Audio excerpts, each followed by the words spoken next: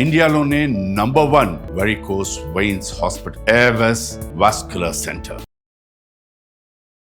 నమస్తే రమ్మగారు. నమస్తే జయ. రమ్మగారు, దానాలు రకరకాల దానాలు చేయటం వల్ల రకరకాల ఫలితాలు ఉంటాయని చెప్తూ ఉంటారు కదా, దీనికి సంబంధించి ఏదైనా స్టోరీస్ ఉన్నాయండి? ఏమిటంటే దాని ఇంపాక్ట్ బాగుంటుందని. ఎప్పుడైనా సరే ఇచ్చింది పుడుతుంది కదా జయ, పెట్టిందే పుడుతుంది. మనం ఎవరికైనా పెట్టామా మనకి ఇంకో చోట నుంచి వస్తుంది, అది ఇవ్వకపోతే ఎక్కడి నుంచి వస్తుంది? ఇవ్వని వాడికి పొందే అర్హత ఉండదు కదా. బాగుంటాయి, మంచి మంచి కథలు ఉన్నాయి. చందమామ కథ చాలా బాగుంటుంది. ఒక ఊళ్ళో ఒక పేదవాడు ఉండేవాడట. భార్య భర్త, 2 పిల్లలు, 3 పిల్లలు. చాలా పేదవాళ్ళు. వాళ్ళకి ఏం ఇల్లు లేదు, వాకిలు లేదు. ఏదో ఒక గుడిసె, ఒక పెద్దవాళ్ళ ఇంటి గోడ కానుకొని, వెనక గోడ కానుకొని ఒక గూడు లాంటిది వేసుకుని అందులో ఉండేవాడు. రోజు వెళ్ళి వాడు ఇక్కడ కాసిన ఒక గుప్పెడు బియ్యం తెచ్చుకుని, అప్పట్లో పనిచేసే వాళ్ళకి డబ్బులు పుట్టే రోజులు కూడా కావు. వాళ్ళు ఎందుకు పని చేయలేదు అని అడుగుతారు పిల్లలు. అవును, ఆ పుట్టే రోజు కాదది. అమ్మాయి ఆ చిన్నపిల్లల్ని చూసుకుంటూ ఇంటి దగ్గర ఉండేది. ఏదో చేతను వచ్చిన పని చేసుకునేవాళ్ళు. ఇవి తెచ్చుకుని, నూకలు తెచ్చుకుని గంజి కాచుకుని తాగేవాళ్ళు. ఆ నూకలు కూడా ఈ ధాన్యాలు అవి పనిచేసేటప్పుడు పొలాల్లో పరిగేరుకోవటం అంటారు. రాలిన కంకులు కాసిన అన్ని గింజలు వస్తే రోజు అన్ని గింజలు వచ్చేవి. అన్నం వండుకుంటే కూర చేసుకోవటం అది కష్టం. మళ్ళీ కూర కావాలి, మజ్జిగ కావాలి, ఇన్ని కావాలి. దొరికినాడు ఎవరైనా పెడితే కొంచెం అన్నం ఉండేవి వాళ్ళకి, లేకపోతే లేదు. అతనికి కొంచెం చెయ్యి కూడా సొట్ట, పాపం చెయ్యి అంత యాక్టివ్ చెయ్యి కాదు, పని చేయలేడు. అట్లా గడుపుతూ ఉండేవాళ్ళు.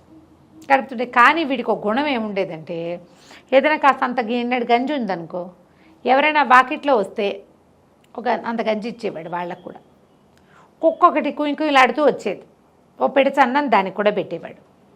అన్నం వండుకున్నప్పుడు ఓ పెడిచి అన్నం పెట్టేవాడు, కాస్త గంజి ఎవరికైనా పోసేవాళ్ళు. నూకలు గంజి కాసుకొని ఆ కుక్క కూడా ఓ చిన్న చిప్పలో ఇంత గంజి పోసి ఆడ పెడితే ఆ కుక్క తాగేది. అక్కడే పిల్లలతో అక్కడే ఉంటుండేది. అలా ఉండేవాడు. ఇప్పుడు దానం చేయటానికి చాలా ఉండక్కర్లా, మనకున్న దాంట్లో ఎంతో కొంత ఎవరైనా అడిగితే లేదనకుండా ఉండటం. మాకే లేదు అనకూడదు, ఇదే ఉంది కాస్త ఇస్తానని చెప్పచ్చు. ఈ లేదనే గుణం మంచిదే కాదని చెప్తాయి కథలన్నీ కూడా. అయితే ఓసారి ఏమైంది, ఒక ముసలి బైరాగి ఒక ఆయన వచ్చాడు. ఆ బైరాగి వీళ్ళు ఏ గోడను ఆనుకునైతే ఇల్లు వేసుకున్నారో ఆ ఇంటి వాళ్ళ దగ్గర లేదనిపించుకున్నాడు.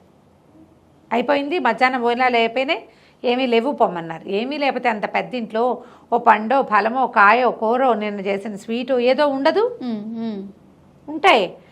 ఇచ్చే ఉద్దేశం లేదు వాళ్ళకి. ముసలి బైరాగి అలా తిరిగి వీళ్ళ వైపుకి వచ్చాడు. వస్తే అప్పుడే వీళ్ళింట్లో గంజి ఉడుకుతుంది.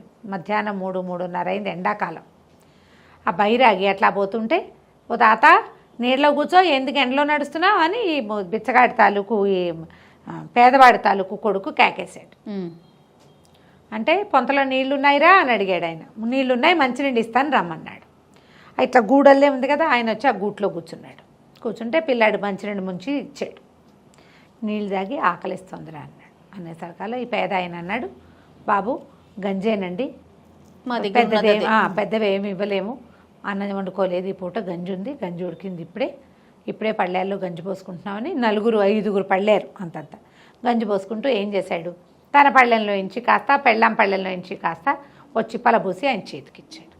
పోసేసరికల్లా ఆయన మెల్లిగా ఆర్చుకుని ఆ గంజి తాగాడు. గంజి తాగి, ఊరిని నువ్వరే నాకు ఇచ్చావు, తగ్గిపోయింది కదరా నీకు అన్నాడు. ఏముంది బాబు, రేపొద్దున తాగుతానులే, ఆ వారెడు ఒక అరగ్యాసు అరముంతడు మంచినీళ్ళు తాగితే సరిపోతుంది, ఎండకి చచ్చిపోతారు పెద్దవాళ్ళు అన్నాడు. అనేసరికల్లా ఆయన అన్నాడు, ఒరే మీ గంజి కాచుకుని బొచ్చిటి పట్టురారా, దాని సంగతి చూస్తాను అన్నాడు. అప్పుడే గంజి కాచేసి పోసేసుకున్నారుగా, ఆవిడ నీళ్ళు పోసి పక్కన పెట్టింది. అది శుభ్రంగా కడిగి తీసుకొచ్చింది.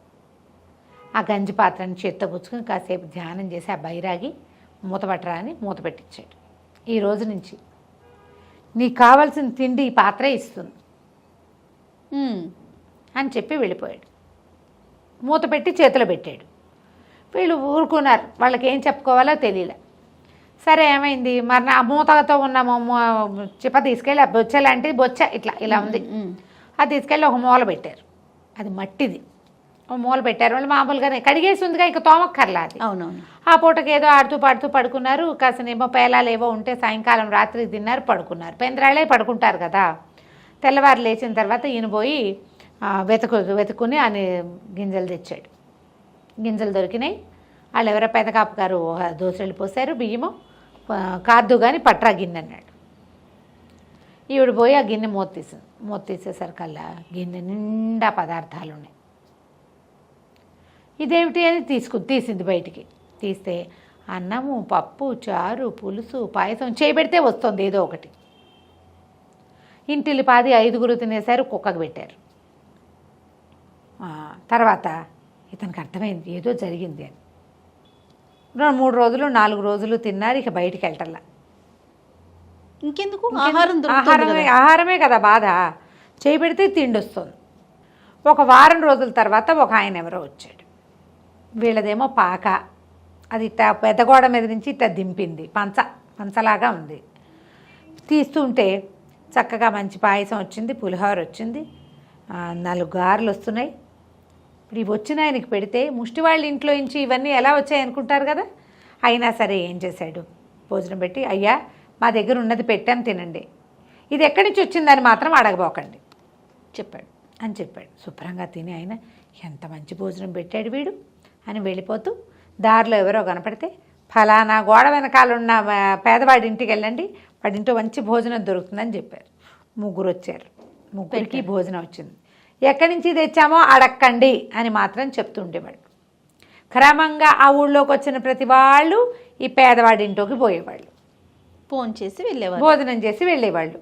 వీళ్ళు తినేవాళ్ళు, వాళ్ళకి పెట్టేవాళ్ళు. ఇక వీళ్ళంతకంటే బట్ట కావాలి, పాత కావాలి, ఇల్లు కావాలి, వాకిలు కావాలి, వాళ్ళు ఏం అడగల. అన్నపు బొచ్చా అన్నమే వస్తుంది అందులోంచి. అయితే ఏమైంది, ఇలా చాలా కాలం గడిచింది. క్రమంగా వీళ్ళింటికి 2, 3, 4 కాకుండా 6, 8, 10 మంది, 12 మంది కూడా రావడం మొదలు సంఖ్య పెరిగింది. తీస్తుండే వాళ్ళు అవుతుండేది. ఆ ఊరి రాజుగారికి వంటశాలలో ఒక మాటలు పుట్టడం మొదలుపెట్టినాయి. ఏ వంట చేసినా సరే పదార్థం మిగలటలేదు, తగ్గిపోతుంది ఈ పాత్రలోంచి, ఎవరో తీస్తున్నారని వంట ఆయన కంప్లైంట్ చేశాడు. పాయసం గిన్నె నిండా పెట్టానండి. గిన్నె అంటే రాజుగారింటూ టింగ్ గిన్నెలు ఉండవు కదా, పేద గంగాళం నిండా పోసాం, అంత వెళ్తొచ్చింది. గంగాళం నిండా గారెలు పెట్టాము, ఇంత వెళ్తొచ్చింది. గంగాళం నిండా అన్నం వండాము, అదంత గుండెకి నిండా అన్నం వండాము, అదంత వెళ్తొచ్చింది. వాళ్ళు 500 మందికి 300 మందికి వండుతారు, కానీ ఖచ్చితంగా అంత ఆహారం తగ్గిపోతుంది. వీళ్ళింటికి వచ్చేది 10-12 మందే కదా. సరే, అక్కడి నుంచి రాజుగారు గూడచారులను పెట్టాడు. చూశాడు, ఏమీ కాల. ఎలా తరిగిపోతుందో తెలియకుండా తరిగిపోతున్నాయి పదార్థాలు. వంట వాళ్ళు కాదు, సైనికులు దొంగలు కాదు, భటులు కాదు, సేవకులు కాదు, దొంగలు ఎవరూ కాదు, పదార్థం తగ్గిపోతుంది. కొన్ని రోజులు గడిచాయి. ఈ లోపల ఏమైంది, ఆ రాజుగారిని కలవడానికి వచ్చిన ఫలానా పొరుగురు ఆయన ఎవరో ఏం చెప్పాడు, ఆయన్ని భోజనానికి రమ్మన్నారు. అతను ఒక ఏమంటారంటే పక్క దేశపు వార్తాహరుడు. అన్నం తిను అని చెప్పారు. నేను తినేసి వచ్చానండి అన్నాడు.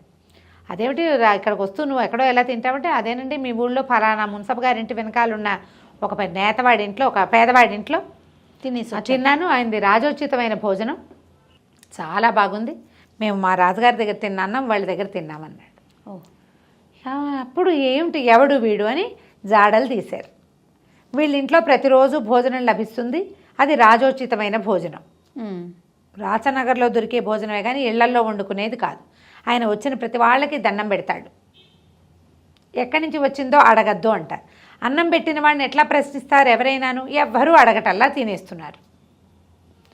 ఈయనకి ఏం డౌట్ వచ్చింది, వీడు కానీ ఏమైనా మాయం చేస్తున్నాడా మన ఇంట్లో నుంచి. అక్కడి నుంచి ఓ రోజు పొద్దున్నే ఏమేం వండాలో ఆర్డర్ పెట్టారు వంటశాలలో. రాజు మంత్రి కలిసి వెళ్ళారు ఈ పేదవాడింటికి. వీళ్ళు అన్నాలు పెట్టేసుకున్నారు, ఎవరు లేరు వాళ్ళ ఇంటికి. వాళ్ళు భోజనానికి కూర్చున్నారు, పేదవాడు, భార్య, పిల్లలు కూర్చునేసరికి 2 పెద్ద ఆజానుబాహులు, పెద్ద పెద్ద ముస్తీలు గిస్తలు, బ్రహ్మాండంగా మీసాలు ఉన్నాయి. వాళ్ళు వచ్చి అన్నం పెడతారా అన్నారు. అనేసరికి పిలిచాడు లోపలికి. అయ్యా కలిగింది పెడతాను, ఎక్కడి నుంచి వచ్చిందో ప్రశ్నించకండి అని వడ్డించవే అన్నాడు. ఈవిడ చేయి పెట్టింది, పదార్థాలన్నీ ఆకులో వడ్డించింది. రాజుగారు మంత్రిగారు మొహమొహాలు చూసుకున్నారు. తాము అక్కడ ఏం ఆర్డర్ చేసి వచ్చారో, వంటశాలలో ఏమేం పదార్థాలు ఉండాలని ఆర్డర్ పెట్టి వచ్చారో అవే పదార్థం ఇక్కడ కనపడింది. కనపడేసరికల్లా అక్కడి నుంచి ఈ భోజనం ఎక్కడి నుంచి వచ్చింది అని బాగా అడిగారు. ఎంత అడిగినా అతను చెప్పలా. నువ్వు చెప్పకపోతే తినమన్నారు. అనేసరికల్లా ఇతను ఏం చెప్పాడు, ఇక పేదవాడు ఇంకా చెప్పటం ఇంకా ఆగలేకపోయాడు. తప్పలా ఆగలేక నేను రాజునని కూడా చెప్పాడు. చెప్పేసరికల్లా నాకు తెలియదండి, గత కొన్ని సంవత్సరాల క్రితం మాకు ఒక ఆయన జరిగిందంతా చెప్పాడు. ఇచ్చాడు. సంవత్సరం క్రితం ఒక ఆయన ఇట్లా ఒక బైరాగ్ వచ్చాడు, నా పాత్రని అక్షయ పాత్ర చేస్తానన్నాడు. మా బొచ్చని అది అక్షయ పాత్ర అయింది, అందులో నుంచి పదార్థం వస్తుంది, నేను ఎవరు వస్తే వాళ్ళకి పెడతా, ఎవరు రాపితే మేము తింటాం, ఎంతమంది వచ్చినా అందులో నుంచి పదార్థం వస్తూనే ఉంటుంది. రాజు కొళ్ళు మండిపోయింది. నా భోజనాన్ని వీడికి ఇస్తాడా ఎవడైనా బైరాగి, నీ బొచ్చిటి పట్టురా అన్నాడు. పట్టురాగానే ఆ బొచ్చని కర్ర పెట్టి ఫడేల్మని కొట్టేశాడు. చిప్ప ముక్కలైపోయింది, మట్టి పాత్ర కదా, చెరచెరా వెళ్ళిపోయాడు. పేదవాడి భార్య అక్కుళ్ళు బొక్కుళ్ళుగా ఏడ్చింది. అయ్యో పాత్ర పగిలిపోయిందంటే పేదవాడు ఓదార్చాడు. ఎన్నేళ్ళ నుంచి మనం గంజి తాగుతున్నాం, ఏడాదే కదా అయ్యింది, పోనీలే, ఈ పాత్ర లేకపోతే పోయింది, మనకు ప్రాప్తం అదే, ఇన్నాళ్ళు మనం తింటాం కాకుండా మనతో పాటు ఎంతమందికో అన్నం పెట్టగలిగాం, పోనీమన్నాడు. రాజుగారి ఇంటికి వెళ్ళాడు, కానీ ఇక్కడ వడ్డిచ్చిన పాత్ర ఆకులోది అన్నం తినలా, వీళ్ళ ఇంట్లో పేదవాడి ఇంట్లో తినకుండా వెళ్ళిపోయాడు. ఇంటికి వెళ్ళంగానే ఆయనకి భోజనం లభించలే. వంటవాడు పాత్రలన్నీ ఖాళీ అయిపోయాయండి అని చెప్పాడు. ఎన్నిసార్లు వండడానికి ప్రయత్నం చేసినా వంట అవుతుంది, పదార్థం ఖాళీ అయిపోతుంది. ఇక రాజుకు అన్నం లేకుండా పోయింది. మంత్రి గారు వాళ్ళ ఇంటి నుంచి ఆహారం పంపించాడు. ఆహారం పంపిస్తే రాజుగారు పరిశేషణ చేయగానే మొత్తం విస్తరింది, పదార్థం అంతా మాయమైపోయింది. ఓహో, ఆ రోజు ఆకలితో ఉండిపోవాల్సి వచ్చింది రాజు. పళ్ళు, కాయలు, కూరలు ఏవి ఆయనకి ఆహారంగా లభించలే. రాజుకి కొంచెం కొంత భయం వేసింది. సరే మంత్రి గారిని రావించి చెప్పారు. చావిస్తే చూపించండి నాకు అన్నాడు. రాజుగారి కోసమని బియ్యం పెట్టారు పొయ్యి మీద, బియ్యం అన్నం అయింది, అన్నం తీర్చి కింద పెట్టగానే టంగుమని మొత్తం మాయమైపోయింది, గిన్నె మాత్రం మిగిలింది. ఏ పదార్థము రాజు పేరు చెప్తే మిగలటల్లా. వంట చేసి అందరూ తిన్నారు, పోనీ రాజుగారి పేరు చెప్పకుండా వండి ఆకులో వడ్డిస్తే ఆకులోంచి మాయమైపోతాం.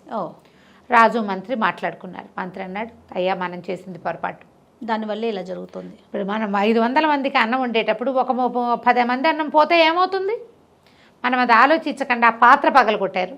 ఆ బైరాగ్ ఎవరో, ఆయన ఎవరో సన్యాసి, ఎంత గొప్పవాడో, ఆయన ఎంత తపస్వో, తన దగ్గర ఉన్న గంజిని దానం చేసిన వాడిని రాజు పోషించాలి, మీతోటి పోషింపజేశాడు ఆ బైరాగి, మీరు ఎప్పుడైతే అతని పాత్రను పగలగొట్టారో మీకే పోషణ లేకుండా చేసేసాడు భగవంతుడు అనగానే రాజు వెళ్ళిపోయి బైరాగింట్లో, ఆ బిచ్చగాడింట్లో, నీ దగ్గర ఏముంటే అది పెట్టి అది తింటానన్నాడు. అనేసరికల్లా పాత్ర పగిలిపోయిందండి, నూకలు కాచుకోవడానికి ఇంకో మట్టి పాత్ర తెచ్చుకున్నాను అన్నాడు. కాచిపెట్టు, నేను అదే తింటాను అని చెప్తే బియ్యం కాచి, అన్నం నూకలు కాచి, గంజి కాచి చేతిలో పెట్టారు. ఆ గంజే ఆహారం 2 రోజుల తర్వాత ఆయనకి. తర్వాత ఆ రోజు శపథం చేశాడు, నేను పొరపాటు చేశాను, నాది తప్పు, మీరు రోజు చక్కగా శుభ్రమైన ఆహారం తింటూ ఇంకొకళ్ళకి దానం చేయగలిగే స్థితిని కల్పించిన వస్తువుని పాడు చేశాను కాబట్టి ఇక నుంచి రాజస్థానంలో వండిన వంట మీ ఇంట్లో ఎంతమందికి భోజనం కావాలంటే అంతమందికి అక్కడి నుంచి వస్తుంది, మీ ఇంట్లో ఏది వండారో అదే నాకు భోజనం. బాగుంది. అట్లా ఈ పేదవారింటి భోజనమే రాజు 3 తరాల పాటు తిన్నారట. అట్లా వాళ్ళు అబ్బా 3 తరాల పాటు వీళ్ళింటి నుంచే అన్నం వచ్చేది. ఈ పేదవాడికి మాత్రం తమ ఇంట్లోది కాదు, రాజుగారి ఆస్థానం నుంచి, రాజుగారి పాకశాల నుంచి భోజనం వచ్చేది. 10 మంది వచ్చారు అని కబురు వెళ్తే 10 మందికి ఫుడ్ వెళ్ళిపోయేది. బాగుంది. అలా ఏర్పరిచారు. దానం ఇలాంటి ఫలితాన్ని ఇస్తుంది. భలే ఉంది రమ్మగారు. ఇది కథగా చెప్పుకోవడానికి విచిత్రంగా ఉన్నప్పటికీ తప్పకుండా మన జీవితాల్లో ఇది జరుగుతుంది. మనం ఇచ్చింది తప్పకుండా ఏదో ఒక రూపంలో మనకి వెనక్కి తిరిగి వస్తుంది. ఈ ఇవ్వటము సహాయంగా కాదు, నాదన్న భావనతోటి కాదు, లేదనకుండా ఇవ్వాలి. ఇచ్చింది తప్పకుండా వస్తుంది. నమస్తే రమ్మగారు. నమస్తే.